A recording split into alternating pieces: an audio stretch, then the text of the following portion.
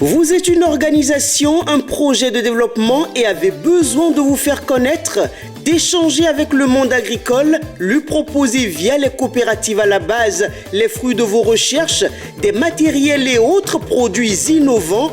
Une seule adresse, le groupe Bénin Agritropique. Pour tout renseignement, contactez le 229 53 84 0047. Groupe Bénin Agritropique, un intermédiaire efficace pour mieux toucher la cible. Les grandes contradictions. Les grandes contradictions, une émission de décryptage de l'actualité nationale et internationale avec Chamsdine Badaro, Gaspard Adamossi et Achille Wusso. Les grandes contradictions, c'est tous les vendredis sur Guérite TV Monde. Bonsoir à toutes, bonsoir à tous. Merci de prendre une fois encore ce rendez-vous hebdomadaire sur Guérite TV Monde. Vous venez de faire le meilleur choix de la Web TV au Bénin et dans le monde. Mesdames et messieurs, nous sommes encore là ce vendredi 8 avril 2022 pour vous servir le menu donc de votre émission préférée, les grandes contradictions. Les grandes contradictions, c'est avec la même équipe. Gaspard Adamossi, bonsoir. Bonsoir Chamsdine Badaro. Achille Wusso, bonsoir. Bonsoir Chamsdine Badaro. Nous allons démarrer avec le sujet de la désignation des SEE des mairies. Voilà, certains saluent une réforme, et certains disent que c'est une réforme salutaire, j'allais dire, alors que d'autres critiquent, même si la première vient de chez vous à Adjara.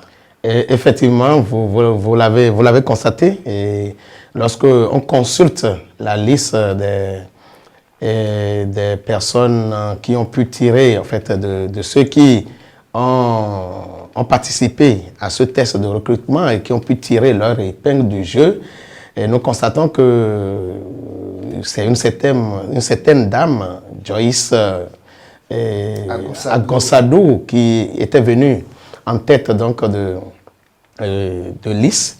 Et malheureusement, on a constaté que le système de tirage au sort n'a pas été favorable pour elle et pour beaucoup d'autres, parce que si je compte, Adjara seul a donné au moins dans cette base donc des personnes aptes à faire cet exercice, au moins 4 personnes, mais des 4 personnes, aucune d'elles n'a pu donc arriver à être tirée au travers de l'épreuve de tirage au sort. Nous disons que vraiment que c'est douloureux, et c'est ça qui peut-être justifie d'une manière ou d'une autre ceux qui estiment qu'on pouvait faire autrement les choses, quand bien même c'est une réforme salutaire, quand bien même ça permet d'une manière ou d'une autre de donner les mêmes chances à toutes les communes aujourd'hui, parce que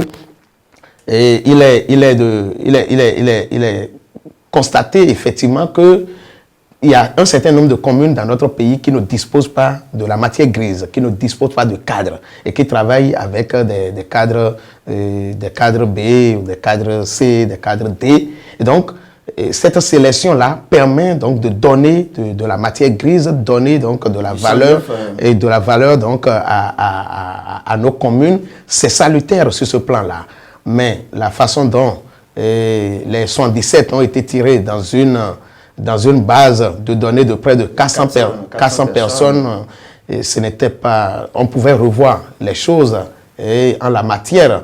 Et c'est aussi vrai qu'on a créé... C'est une question de règles au départ. Oui. Les règles ont été établies au départ, donc on ne peut pas accuser... En fait, oui, nous n'accusons pas la règle. Quand on parle de tirage au sort, sachez que c'est une question de chance. Oui, mais on pouvait donner la chance. C'est une question aussi de probabilité.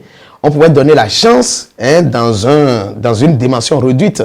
Ici, au lieu de mettre les 400 pour une chance égale, on pouvait donc, puisque les 400 ont été retenus sur la base d'un classement, c'était du premier au 400e. Et donc, pourquoi? Alors que nous, on sait pertinemment que nous avons 77 communes et qu'on a plus de 77 personnes, alors pourquoi ne pas réduire déjà le nombre Par rapport... On fait un tirage entre les 77 premiers, c'est ça? Même si on ne prévoit pas les 77, parce qu'on a créé une discrimination positive à l'intérieur, reconnaissons-le, pour donner plus de chance donc, aux 54 femmes qui ont pu tirer leur épingle du jeu. Alors, ça veut dire qu'on pouvait rester dans une base de 100 ou de 150 personnes. En tout cas, on prend les plus méritants selon cette règle de tirage-là et on donne la chance à ces méritants-là. Cela permettrait d'une manière ou d'une autre aujourd'hui donc de donner la chance à ceux qui, par rapport à la liste qui a été retenue, à donner la chance à ceux qui méritaient plus donc, par rapport à leurs prestations lorsque ils ont été soumis à l'épreuve de composition. Non, de composition d'abord. Exactement. C'est votre analyse. C'est ce que je pense. Gaspard Diamonsi. Oui, j'ai constaté que pour l'instant dans le débat, nous n'avons mis l'accent que sur les aspects, je dirais, négatifs de la réforme, notamment par rapport à la sélection des membres, à la sélection des cadres devant figurer dans cette base de données et finalement au tirage au sort. Moi, je n'ai pas envie qu'on s'attarde sur cet aspect-là. Ce qui est important, c'est qu'aujourd'hui, le gouvernement a décidé, n'est-ce pas, d'initier et de mettre en œuvre une réforme par rapport au secteur de la décentralisation. Et cette réforme vise notamment à dépolitiser davantage l'administration communale et municipale.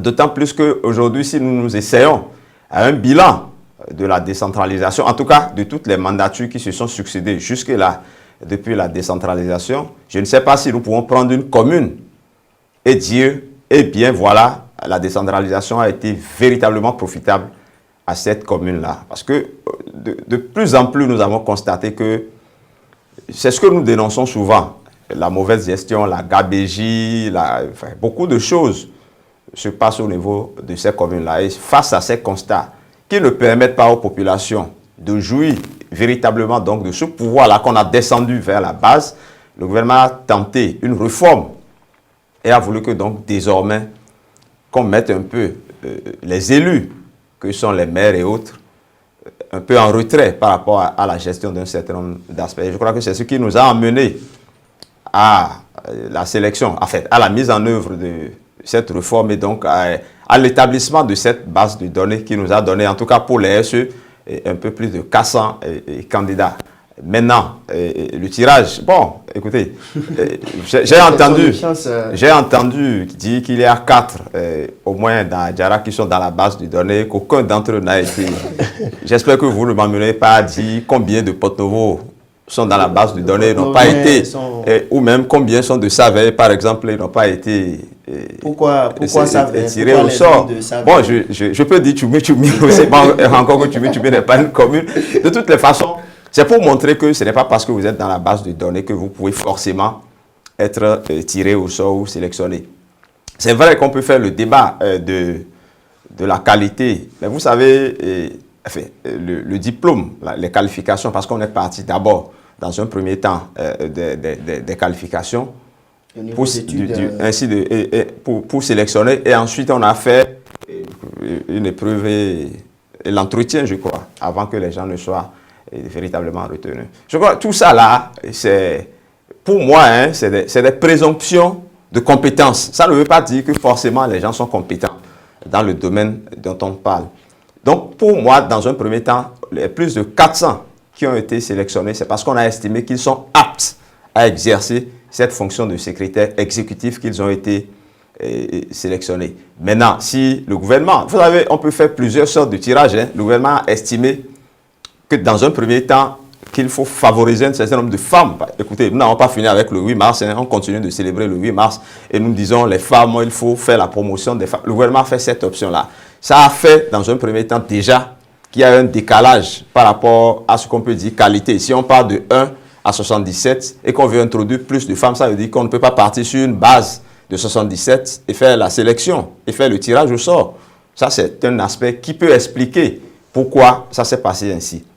Dans un second temps, selon les informations que j'ai eues, les maires ont la possibilité de rejeter au moins 2 tirages avant que le 3e ne s'impose à eux. Ça veut dire que si vous tirez un premier SE pour une mairie, il peut estimer que non, ça ne va pas. Et on peut lui permettre de faire un second tirage, qui peut également rejeter. Ça suppose quoi? Ça suppose qu'il faut au moins une base de données où on a peut-être 77 x 3. Donc on tend déjà vers un nombre élevé. Et si on introduit la question de la discrimination des femmes, vous comprenez que on peut aller et on peut prendre tous ceux qui ont été, n'est-ce pas, sélectionnés, se retrouver. Maintenant, c'est quand même un peu incompréhensible que quelqu'un qui vient en tête avec les notes, tout et tout, je ne sais pas comment cela s'est fait, que la personne, peut-être, n'a pas manque de chance. Parce que n'oubliez pas que c'est la loterie nationale du Bénin et que les gens ont invité. Et comme ça, quand on dit la loterie, ce n'est pas tous les jours que nous gagnons 20 millions. Hein. Donc, elle aurait pu venir vous voir comme vous êtes champion. Je n'ai encore jamais gagné 2 millions. Je n'en ai encore jamais gagné. Donc.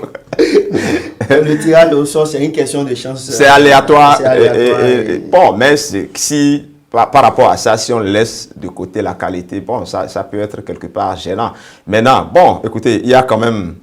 C'est moi l'aspect qui m'intéresse d'ailleurs le plus. Il y a 4 SE qui... Je ne sais pas ce qui s'est passé, qui se sont désistés parce que peut-être ils n'ont pas tiré Cotonou par rapport. Je n'en sais rien. Moi j'estime que ça c'est par exemple, je dirais un échec de cette forme de sélection où je dirais, c'est un aspect qui n'a pas marché.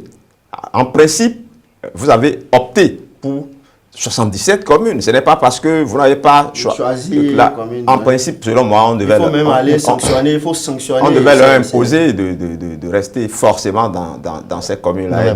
Parce que j'imagine que s'ils avaient fait le bon tirage, qu'ils n'allaient pas faire cette option-là de laisser. Et donc, c'est quand même une chance pour la première de se retrouver peut-être dans l'une de ces communes. Mais pas forcément, monsieur Gaspard Diamossi. Je pense que, en fait...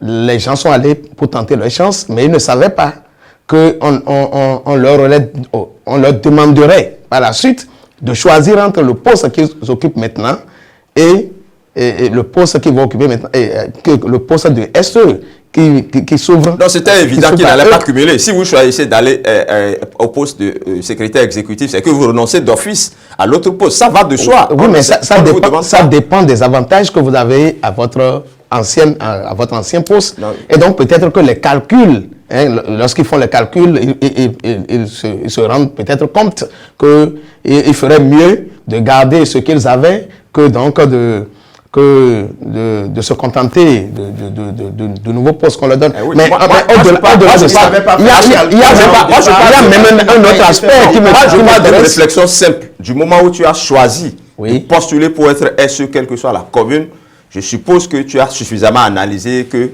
à côté, par rapport à ton ancien poste, qu'il n'y a plus à faire la balance. Oui, mais il n'y a pas aussi échec, il n'y a pas échec parce que le test qui a été fait donne aussi la possibilité de démissionner. Si le test donne la possibilité de démissionner, je crois aussi que, bon, c'est un aspect de la chose qu'il faut considérer. Mais je voudrais revenir un peu sur le développement fait par Gaspard tout à l'heure par rapport donc à cette épreuve de tirage au sort. Oui, c'est vrai, nous avons parlé de discrimination positive. Nous l'avons tous salué. Mais un calcul simple a donné que sur les 4 communes à statut particulier, on a divisé par 2. On savait donc le nombre de femmes qu'on allait prendre. 2. Sur les 16 communes à statut intermédiaire, on a tiré 8 sur les 16 ou les 17.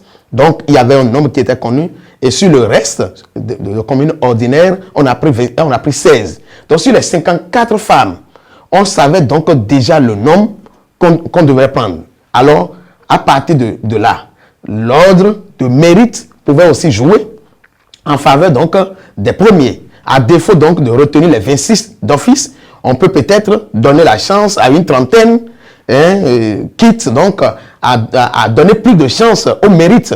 C'est ce que nous disons. Et de l'autre côté, on fait la même chose pour les premiers selon l'ordre de mérite sur la liste. Et ça permettrait aujourd'hui de donner toute la pertinence à ce qui a été fait. C'est ce que nous disons. Nous saluons la réforme et nous pensons que, et comme je l'ai dit tout à l'heure, ça vient donc à donner vraiment une bouffée d'oxygène à nos communes, à booster le développement à la base et à permettre donc à ces maires aussi d'avoir de la matière pour vraiment travailler. C'est une expérience. Oui, c'est une expérience, mais le tirage au sort a eu lieu en plusieurs étapes. Il faut qu'on se renseigne pour en savoir davantage, en plusieurs étapes. Donc, dans un premier temps, pour les communes à statut particulier, ce n'est pas les 400 et quelques qui ont postulé. On a pris d'abord, je crois, les 19 premiers. Et c'est eux seuls qui ont pu faire le tirage pour être secrétaire exécutif au niveau des communes à statut particulier. Donc, il y a déjà une discrimination par rapport, c'est une bonne discrimination par rapport aux meilleurs. Et c'est après que les autres tirages ont continué par rapport aux communes intermédiaires et aux communes ordinaires. Donc, bon, du moment où on a parlé de tirage, bon, c'est vrai qu'on aurait souhaité qu'on prenne les 77 meilleurs et que on fasse le tirage. Mais si on le fait, la première peut peut-être se retrouver à Chaourou. Il faut aussi comprendre. Mais cette fois-ci, il faut aussi comprendre. Il a beaucoup de. Non, mais ce qui paraît important.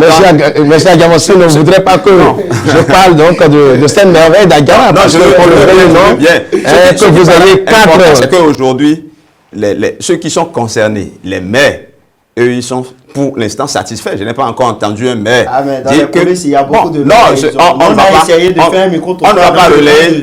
On ne va pas relayer. On ne va pas relayer. On ne va pas relayer. Monsieur Agamossi a écouté déjà combien de maires. Que ces maires-là viennent sur les plateaux, disent ce qu'ils pensent. Non, pas, c'est pas, on va pas relayer ce que les maires pensent en eux-mêmes. Il n'y a que le maire de Porte-Novo que moi j'ai écouté par rapport à. Le premier des maires, c'est le maire de Cotonou, le président de l'Association nationale des communes, oui, qui a activement participé au tirage et qui a dit à la fin qu'ils ont la chance aujourd'hui d'avoir de vrais managers au niveau. Mais nous reconnaissons avec lui, il n'y a pas de souci. D'apprécier l'initiative aujourd'hui, après le tirage au sort. Bon, qu'ils apprécient ou qu'ils n'apprécient pas. Bon, je ne sais pas. Ce qui est sûr, ça s'impose à eux.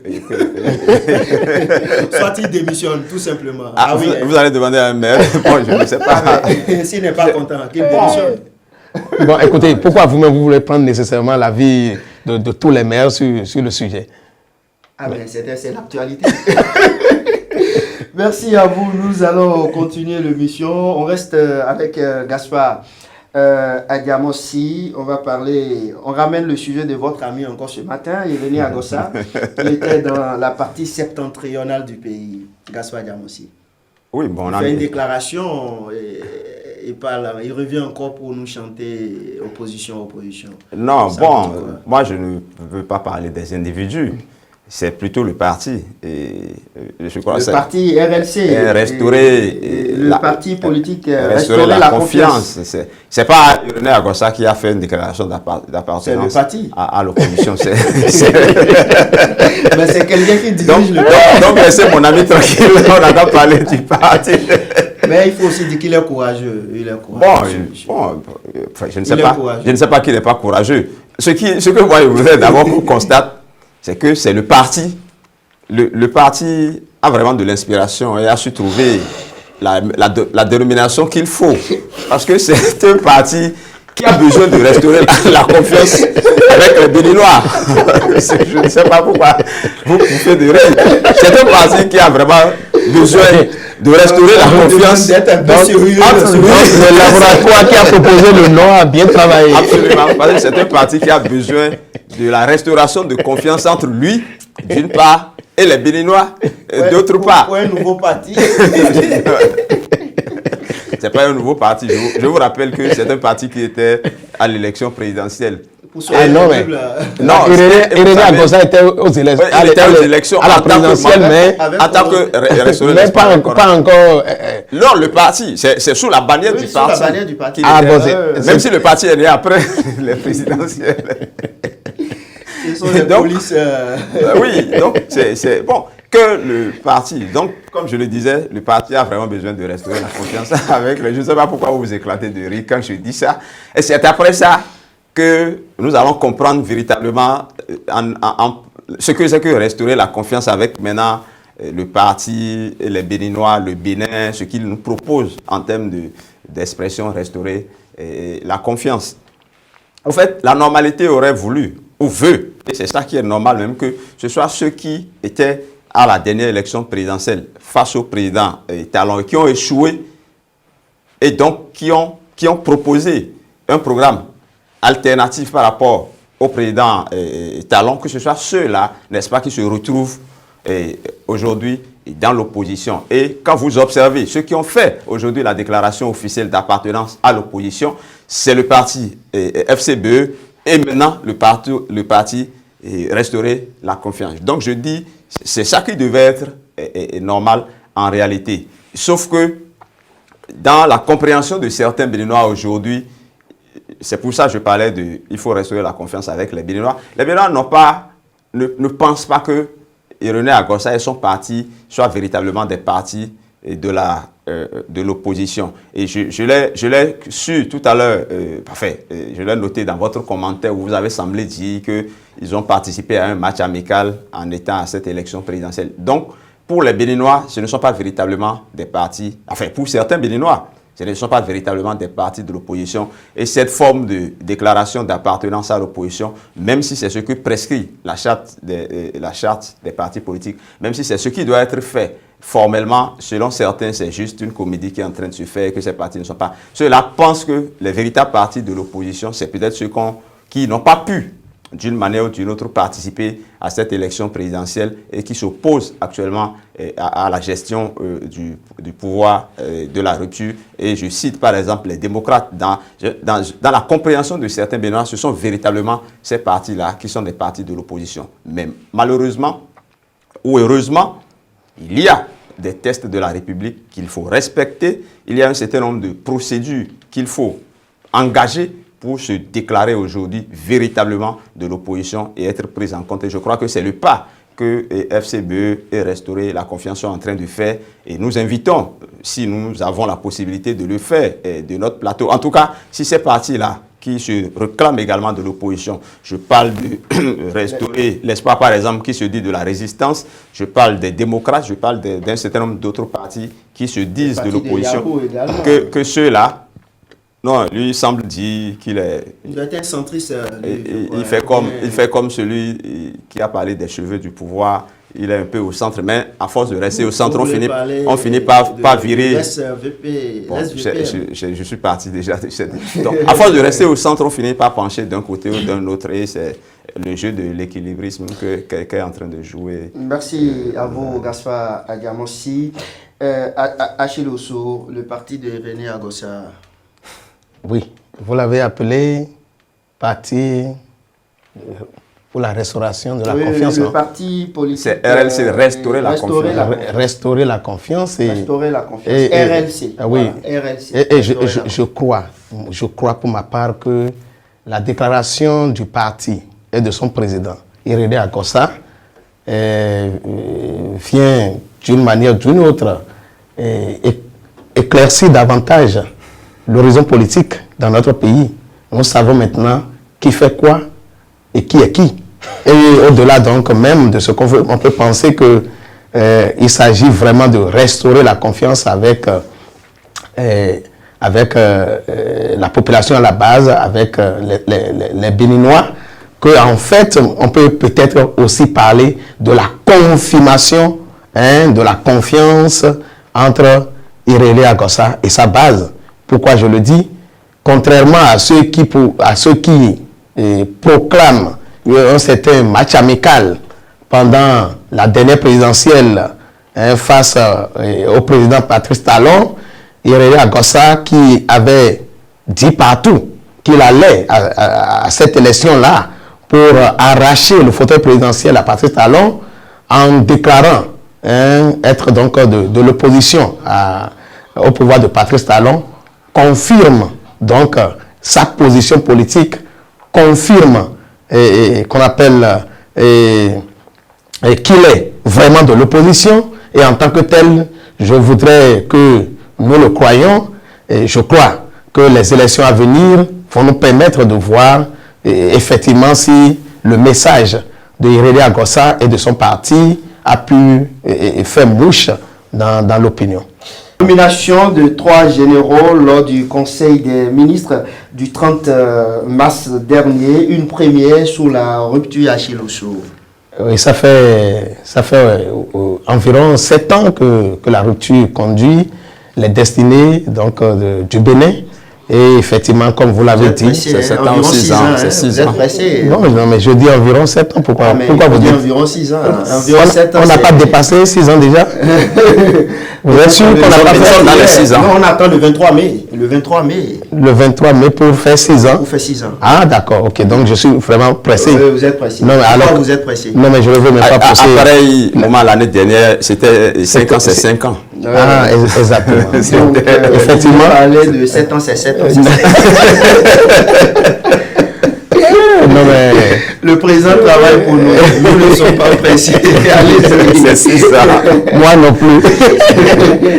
Alors donc, ça fait environ 6 ans que le président Patrice Talon conduit les destinées du pays. Et effectivement, c'est pour la première fois qu'on le voit nommer les généraux. Et nous avons vu une avalanche de nominations de généraux sous Boni Yayi. Ça n'a pas été le cas avec Patrice Talon. Mais je crois aussi que, comme on le dit chez nous, il ne faut pas sortir à tout moment le grand fétiche.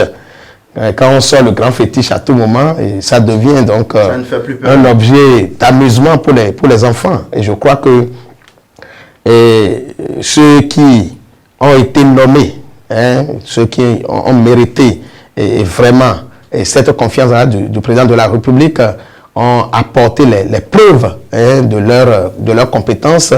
Et puisqu'il y a un certain nombre que nous avons vu travailler sur le terrain, nous croyons qu'ils le méritent vraiment et nous ne pouvons que leur souhaiter vraiment de tirer grand profit de cet avantage qui leur a été accordé. Gassoua Diamansi. Oui, Achille a parlé d'avalanche dans un ancien temps. Moi, je dirais que les grades de généraux se distribuaient comme de petits pains à une certaine époque. Parce qu'en 10 ans de pouvoir, je ne sais plus comment on appelle, on avait parlé d'émergence et après de refondation. Donc, de changement d'abord. De changement et puis de la refondation. Sous ces 2 régimes, on a connu beaucoup de nominations de généraux. Pour quel objectif ou quel but, je n'en sais rien. Que sont-ils devenus aujourd'hui ces généraux? Je n'en sais également rien. Ce que nous pouvons constater aujourd'hui, c'est qu'en 6 ans d'exercice, c'est la toute première fois que ce régime-là procède à des nominations de généraux et c'est dans une portion assez congrue, c'est pas 10, c'est pas 20, c'est juste 3 au niveau de la police républicaine, au niveau de l'armée, armée de terre et armée de l'air. Je ne vais pas trop m'attarder. Sur certains cas, j'estime que les 3 méritent véritablement d'aller à ce grade-là. D'ailleurs, l'un d'entre eux, l'ancien chef d'état-major de l'armée de terre, a été promu lors du Conseil des ministres d'hier, chef d'état-major. Donc, c'est quand même quelqu'un de méritant qui a fait ses preuves. Sauf que je demanderai à ce qu'on fasse davantage, notamment par rapport à ce qui se passe dans le Nord Bénin et autres, que davantage l'armée soit mise en situation, n'est-ce pas, de repousser définitivement l'ennemi qui est en train de nous déranger à nos frontières. Le cas que je connais le plus et que je peux aborder, c'est peut-être le cas de Soumaïla Yaya, le DG, et PN, qui, comme je le dis encore une fois, mérite, n'est-ce pas, ce grade-là. D'abord, pour avoir, entre autres, en dehors de tout ce qu'il a été au niveau de la police et République, d'abord au niveau de la gendarmerie et ensuite au niveau de la présidente de la République, fait partie de ceux qui ont conduit la réforme qui a permis la fusion de la gendarmerie et de la police républicaine. Et désormais à la tête de la police républicaine, nous constatons de plus en plus que nous avons affaire à une police, je ne dirais pas une police de développement, mais vous allez constater avec moi que les tracasseries ont beaucoup diminué. Les 200 ou des 100 avec tes pièces ont beaucoup diminué. Ont beaucoup diminué. Les 200 ou des 100. C'est de la versification. C'est suffisamment grave ce que vous dites.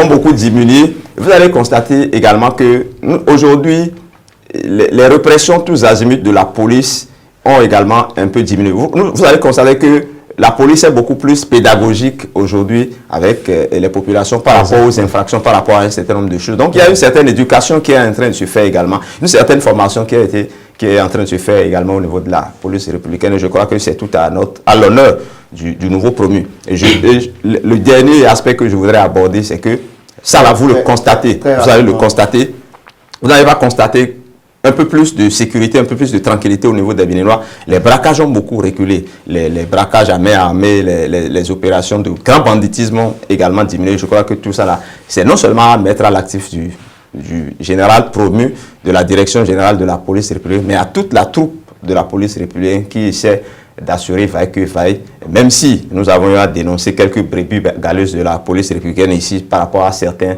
aspects, mais de façon globale, on peut dire que ces généraux méritent véritablement leur grade. Gaspard Diamossi, c'est la fin, je reste toujours avec vous. Le 4e sujet, mais on va y revenir certainement. Le vendredi prochain, gestion politique, administrative et financière de la 8e législature. Gaspard Diamossi, on va revenir sur ce sujet vendredi prochain. Je suis totalement prêt pour que ce sujet qu'on y aille. Même si on sait que vous avez beaucoup d'amis députés.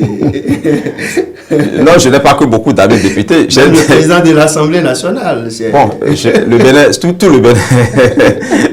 Je trouve, heureusement, je suis ami à tout le monde au Bénin. Et qu'est-ce que vous voulez? Vous êtes donc prêt pour le débat vendredi prochain? Pourquoi ne serais-je pas prêt? Je défendrai mon point de vue. Enfin, j'ai dit point de vue, celui que j'estime être le vrai, le juste, je vais le défendre. Il n'y a pas de souci par rapport à ça. Bon week-end à vous. Merci. Voilà. Bon week-end à ceux qui s'apprêtent à nous suivre également.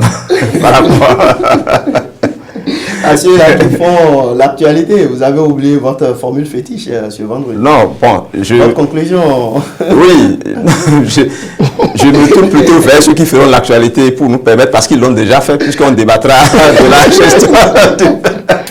On débattra de la gestion du Parlement. Donc ça là, on remercie d'abord ceux qui nous permettront de faire cette actualité-là, en remerciant également ceux qui nous ont permis de faire l'actualité, le tour d'horizon de l'actualité de la semaine écoulée.